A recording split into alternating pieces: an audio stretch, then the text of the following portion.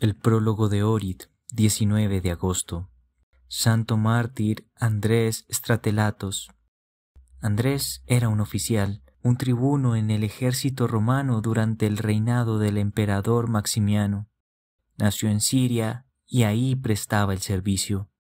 Cuando los persas amenazaron al ejército del Imperio Romano, se le confió a Andrés el mando del ejército imperial para luchar contra el enemigo.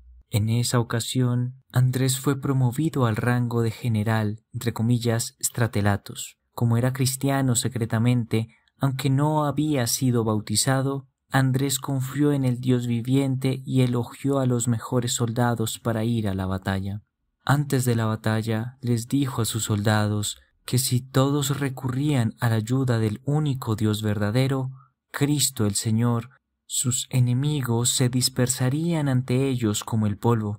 De hecho, todos los soldados que estaban encantados con Andrés y su fe, invocaron la ayuda de Cristo y entraron en la batalla. El ejército persa fue completamente destruido. Cuando el victorioso Andrés regresó a Antioquía, algunas personas envidiosas lo acusaron de ser cristiano, y el legado imperial lo convocó a la corte. Andrés confesó abiertamente su fe inquebrantable en Cristo. Después de torturarlo cruelmente, el legado arrojó a Andrés a la cárcel y le escribió al emperador de Roma. Conociendo la reputación de Andrés entre la gente y en el ejército, el emperador ordenó al legado que liberara a Andrés y buscara otra oportunidad y otra razón aparte de la fe para matarlo. Gracias a una revelación de Dios, Andrés se enteró de la orden del emperador y llevando consigo a sus fieles soldados, 2593 en total, partió hacia Tarso en Cilicia y allí fueron bautizados por el obispo Pedro. Perseguido por las autoridades imperiales, Andrés y su destacamento se internaron en la cadena montañosa de los montes Tauro. Allí, en un barranco, mientras estaban en oración, el ejército romano les dio alcance y todos fueron decapitados. Ninguno de ellos quiso defenderse porque todos ansiaban el martirio por Cristo. En ese lugar, donde se derramó la sangre de los mártires, brotó un manantial de agua curativa que sanaba todas las enfermedades. El obispo Pedro fue en secreto con su pueblo y enterró honorablemente los cuerpos de los mártires en el mismo lugar. Todos alcanzaron la santidad y fueron llevados al reino de Cristo nuestro Dios, coronados con coronas de gloria inmortal. Venerable Teófanes. Teófanes nació en Ioanía. Cuando era joven, dejó todo y se fue al monte Athos, donde fue tonsurado como monje en la comunidad Dogiariú. Era un ejemplo para todos los monjes en el ayuno, la oración, las vigilias nocturnas y en privarse de todo lo que era innecesario. Debido a esto, finalmente fue elegido abad. Más tarde, debido a un desacuerdo con los monjes, él y su sobrino abandonaron el monte Athos por Bería en Macedonia, donde estableció un monasterio en honor a la Santísima Madre de Dios. Cuando este monasterio floreció en la vida espiritual, Teófanes le confió la administración a su sobrino. Luego fue a Nausa, donde estableció otro monasterio en honor de los santos arcángeles. Murió serenamente en el siglo XV. Sus reliquias milagrosas todavía se hallan en Nausa y manifiestan el gran poder de Dios. Los santos mártires Timoteo, Agapio y Tecla. Los tres fueron martirizados por Cristo en tiempos del malvado emperador Diocleciano. Timoteo fue quemado vivo. Agapio y Tecla fueron arrojados a las fieras. Reflexión.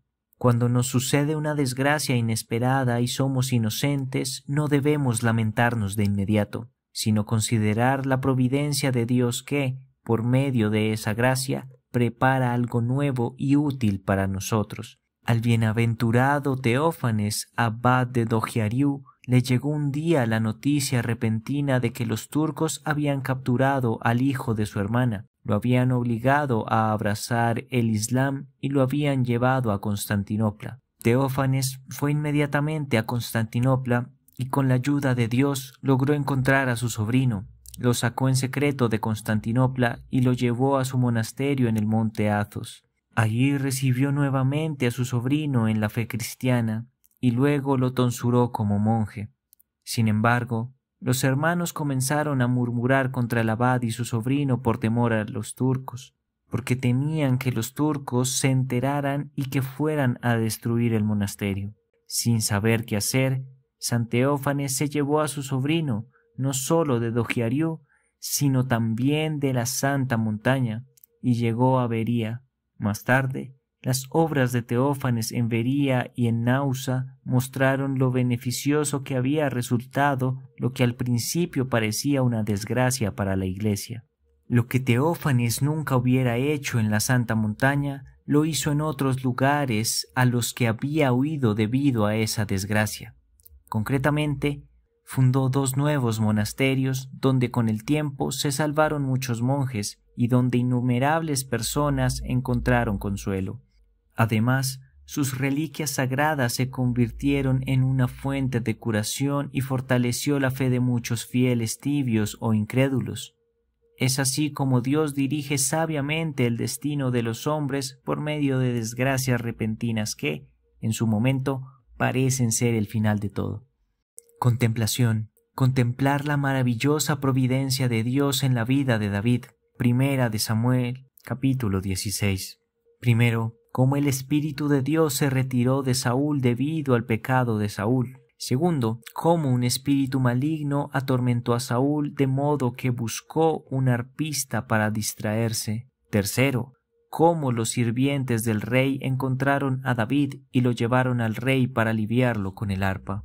Sermón sobre el poder del Señor y la debilidad de los ídolos. Entre comillas, es un hecho. El Señor ha montado sobre una nube ligera y entrará en Egipto. Ante él temblarán los ídolos de Egipto. Isaías, capítulo 19, versículo 1. Huyendo del rey Herodes, el faraón de Jerusalén, el Señor fue a Egipto. El verdadero Israel no depende del lugar, sino del espíritu y los actos. En el momento del nacimiento del Señor, en Jerusalén reinaba un mal mayor del que solía reinar en el Egipto de los faraones, ya que a menudo sucede que cuando los creyentes se apartan de la fe, se vuelven peores que los incrédulos que nunca conocieron la verdadera fe.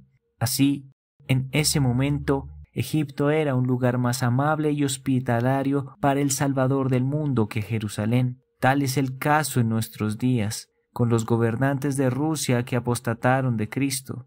Esto fue escrito en 1928. Compara las palabras del profeta con las palabras del ángel que le dijo en sueños al justo José: «Levántate, toma al niño y a su madre y huye a Egipto».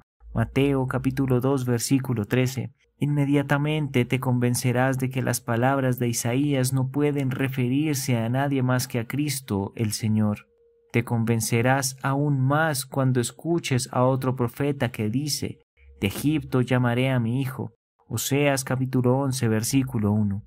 ¿Qué significa esa, entre comillas, nube ligera en la cual el Señor llegará a Egipto? Significa el cuerpo del Señor, con el que visitó su divinidad, porque el cuerpo del hombre es como una nube densa en la que habita el alma. Esta es, por lo tanto, una visión profética del Señor encarnado. Algunos intérpretes piensan que la nube ligera también significa la Santísima María que, con mucho ayuno y oración y otros trabajos ascéticos, hizo que su cuerpo fuera tan ligero como una nube. Particularmente ligera era esa nube, el cuerpo de la Madre de Dios, debido a la ausencia de pasiones que pesaban sobre el cuerpo humano.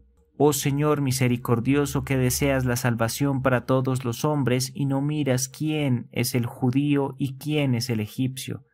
Sálvanos y ten piedad de nosotros, porque sin cesar confiamos en tu nombre. A ti sean la gloria y la alabanza por los siglos de los siglos. Amén.